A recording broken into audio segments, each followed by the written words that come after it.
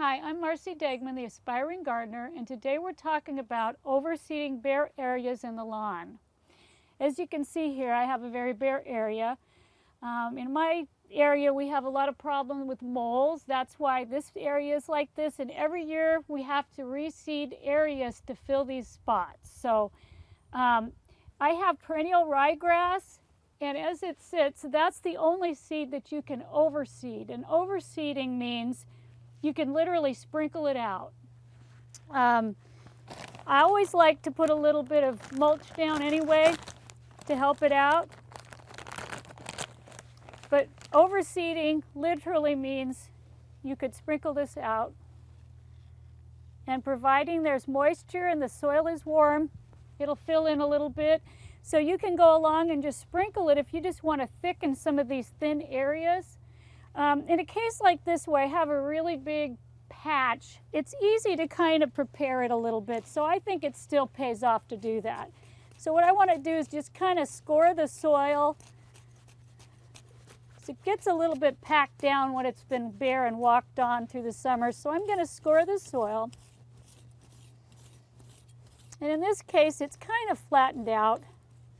But if you've got a, molehills tend to be mounding, so if you've got a little bit of this stuff, kind of even that spot out.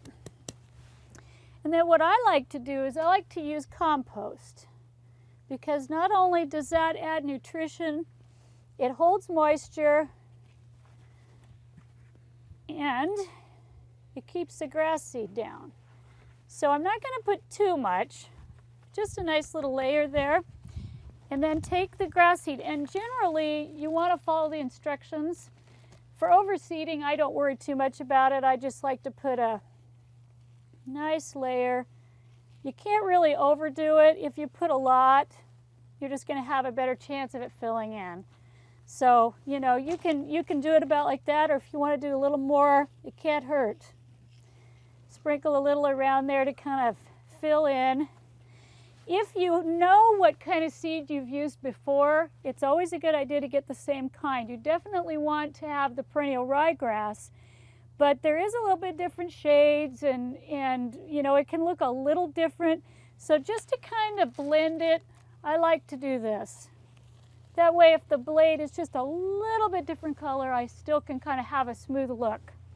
So after that, you might want to put a little bit more compost, just to kind of hold it down, but don't cover it so much that the sun can't get to it. You can also use peat moss in the same way. So you don't want to cover it too much, but you want to be able to hold it down. Now keep it well watered. If you do this in the fall and it's raining pretty much, you won't have to do anything else. If it's too cold, you can always try this in the spring as well when the ground reaches 60 degrees. So that's how you overseed a patch in your lawn.